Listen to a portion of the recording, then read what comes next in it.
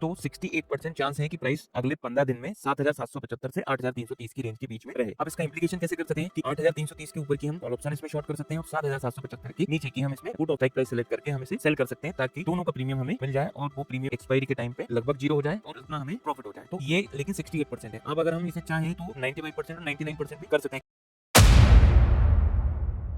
नमस्कार दोस्तों, मैं हूं Akhilesh Jat, SEBI registered research analyst. आज मैं आपको एक ऐसा नंबर पॉइंट बताऊंगा जिससे आप प्रोबेबिलिटी के साथ में कह सकते हो कि किसी भी स्टॉक या इंडेक्स का प्राइस किस रेंज में रहने वाला है। 68%, 95% और यहाँ तक कि 99.7% कॉन्फिडेंस तक। अगर आपने ये टर्म पहली बार सुनी है तो टेंशन मत लो, वीडियो के एंड तक आप बिल्कुल आसानी से समझ जाओगे इसका कॉन्सेप्ट और कैसे इसे ट्रेडिंग में अप्लाई करना है। तो चलिए शुरू करते हैं। नॉर्मल डिस्ट्रीब्यूशन या बेल कर्व एक ऐसा स्टेटिस्टिकल पैटर्न है जिसमें ज्यादातर ऑब्जर्वेशन बीच के एरिया में होते हैं और साइड्स की तरफ जाते जाते ऑब्जर्वेशन कम होते जाते हैं। सिंपल वर्ड्स में, अगर आप बहुत सारे डेली रिटर्न्स या किसी चीज को बिन्स में डालते हो तो मेजोरिटी नंबर बीच में आएगा और एक्सट्रीम पर बहुत कम रहेगा। इसको समझने के लिए देखिए गेल्टन बोर्ड, एक बोर्ड जिस पर पिन्स लगे हुए हैं और नीचे होते हैं कलेक्टिंग पिन्स। एक बॉल टॉप से ड्रॉप करते हो, हर पिन पर रैंडम लेफ्ट या राइट जाती है और लास्ट में कोई एक बिन्स में गिरती है। अगर आप बहुत सारी बॉल्स को ड्रॉप करोगे तो आप देखोगे सबसे ज्यादा बॉल सेंटर बिन्स में जमा होंगी, साइड पर कम और एक्सट्रीम एंड्स पर बहुत कम। यही होता है बेल कर्व। सोचिए, बिन्स को लेफ्ट से नंबर करते हैं 1 2 3 अप टू 9। तो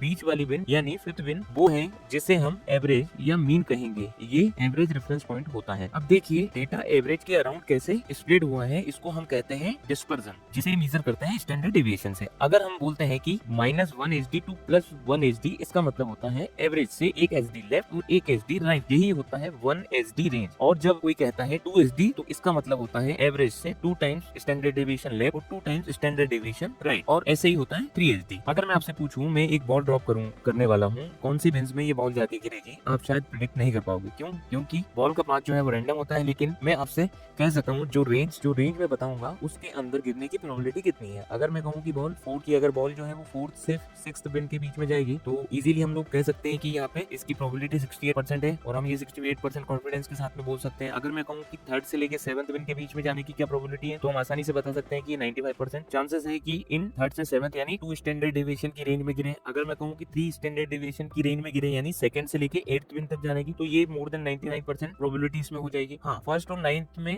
जाने के चांस कभी भी जीरो नहीं होते हैं, लेकिन बहुत कम होते हैं। ये एक non zero but rare event होता है। इसी को हम स्टॉक मार्केट की भाषा में ब्लैक सोन कहते हैं। अब ये इंपॉर्टेंट है, जितना ज्यादा स्टैंडर्ड डेविएशन कवर करते हो उतनी ज्यादा प्रोबेबिलिटी होती है ऑब्जर्वेशन की उस रेंज में आने की। पर आउटसाइड रेंज का प्रोबेबिलिटी भी नॉन जीरो होती है। स्पेशली फाइनेंशियल मार्केट में कभी कभी ऐसा रेयर मूव हो जाता है जो 3 एचडी से बाहर होता है। इसीलिए हम रिस्क मैनेजमेंट जरूर करते हैं। तो स्टॉक मार्केट में नॉर्मल डिस्ट्रीब्यूशन का यूज कैसे करते हैं, आप इस कॉन्सेप्ट को स्टॉक या इंडेक्स रिटर्न पे अप्लाई करते हैं। अगर आप किसी स्टॉक में डेली रिटर्न्स का हिस्टोरिकल डेटा लेकर उसका मीन और स्टैंडर्ड डेविएशन, मीन यानी एवरेज और स्टैंडर्ड डेविएशन निकाल लो, तो आप कैलकुलेट कर सकते हो कि सिलेक्टेड टाइम फ्रेम जैसे कि 15 दिन, 30 दिन, 6 महीने, 1 साल, क्वार्टरली, व्हाटएवर आप कैलकुलेट करना चाहते हो, में अंडरलाइन किस अपर या वो पर्टिकुलर स्टॉक या इंडेक्स किस अपर या लोअर रेंज में रहने की प्रोबेबिलिटी कितनी है। ये रेंज आपको स्ट्राइक सिलेक्शन और ऑप्शन सेलिंग के लिए एक क्वांटिटेटिव एज दे सकता है। एक हाइपोथेटिकल एग्जांपल लेते हैं। कोई स्टॉक है जिसका करंट मार्केट प्राइस है 8000, उसका हमने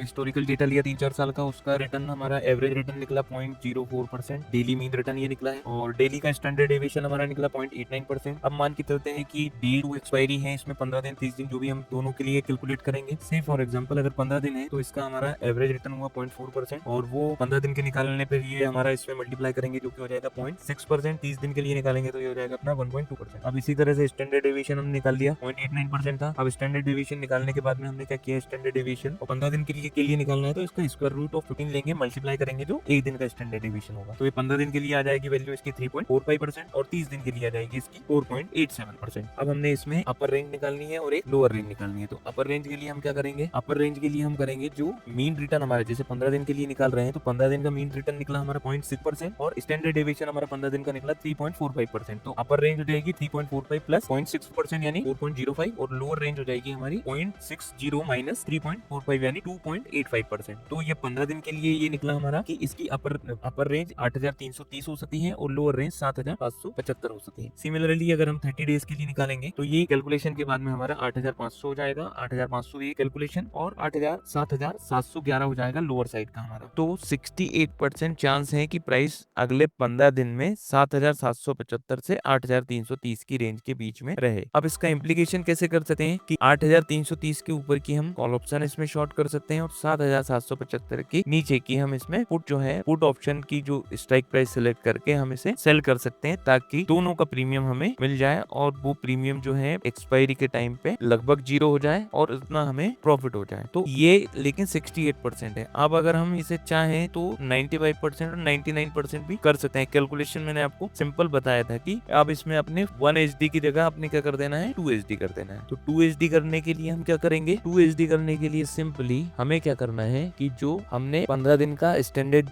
मीन रिटर्न लिया है 0.6% जो है उसे मल्टीप्लाई, उसके बाद उसे ऐड करेंगे 2 of standard division. 2 of standard division क्या हो गया, यानी 3.45% स्टैंडर्ड डिवीजन हमारा 15 दिन का निकला था, उसे मल्टीप्लाई कर देंगे 2 से और उसमें मीन रिटर्न जो है वो ऐड कर देंगे। ये हो जाएगा हमारा 7.49%। तो यानी कि इसमें अपर रेंज हो जाएगी अब 8623 और लोअर रेंज हो जाएगी सिमिलरली अगर कैलकुलेट करेंगे तो 7512। तो ये 15 दिन की हमारी रेंज निकल जाएगी। लेकिन यहाँ पे अब हमारी प्रोबेबिलिटी कितनी है, जो हमने नॉर्मल डिस्ट्रीब्यूशन के हिसाब से देखी वो प्रोबेबिलिटी है 95%। पहले हमारी प्रोबेबिलिटी थी 68%। तो जितनी जितनी आप प्रोबेबिलिटी बढ़ाते जाओगे वैसा वैसा आपका प्रीमियम का वैल्यू कम होगा और उससे आपकी प्रॉफिटेबिलिटी थोड़ी कम रह सकती है। लेकिन यहाँ प्रोबेबिलिटी बढ़ेगी लेकिन प्रॉफिटेबिलिटी थोड़ी कम होगी। तो अगर आप 95% यानी 2 HD चाहते हो तो वही 2 multiplied by 15 days of standard deviation जो कि 7.49% है। रफली इस केस में हमारे रेंज बहुत वाइड हो जाएगा लेकिन हायर कॉन्फिडेंस लोअर प्रीमियम रहेगा। अब इसमें रिस्क नोट्स हम हमेशा याद रखो, 3 HD से बाहर का चांस बहुत कम है लेकिन ये नॉन जीरो नहीं है, इसलिए हमेशा अपने रिस्क को हमेशा